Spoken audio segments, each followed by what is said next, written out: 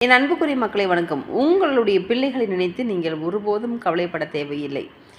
இப்போது ஒரு பையன் தவறு செய்கிறான் அப்படின்னா, அவங்க ஜாதக கட்டங்களில் எந்த ஒரு அந்த ஒரு சிம்டம்ஸே தெரியாது. ஐயோ! இந்த பையனா இப்படி ஒரு தப்பு பண்ணிட்டான் அப்படின்னு கேட்குற அளவுக்கு தான் இருக்கும். அந்த அளவுக்கு நல்ல பையனாக இருக்கக்கூடிய ஒரு குழந்தை தவறு செய்கிறான்னா, ஏதோ ஒரு விஷயத்தில் அந்த பையன் மாட்டியிருக்கான்னு அர்த்தம். ஏதோ ஒரு சிக்கலில் அந்த பையனை தாக்குதுன்னு அர்த்தம். ஜாதக கட்டங்களில் தெரியாது. நீங்கள் அந்த பையனை ஆக்டிவிட்டியில் அந்த பையன் என்ன செய்கிறான், எப்படி இருக்கிறான் அதுவும் தெரியாது. ஆனால் திடீர்னு அந்த பையன் எப்படி ஒரு யானைக்கு மதம் பிடித்தது போல் அவனையே அறியாமல் அந்த தவறை செஞ்சுருவாங்க.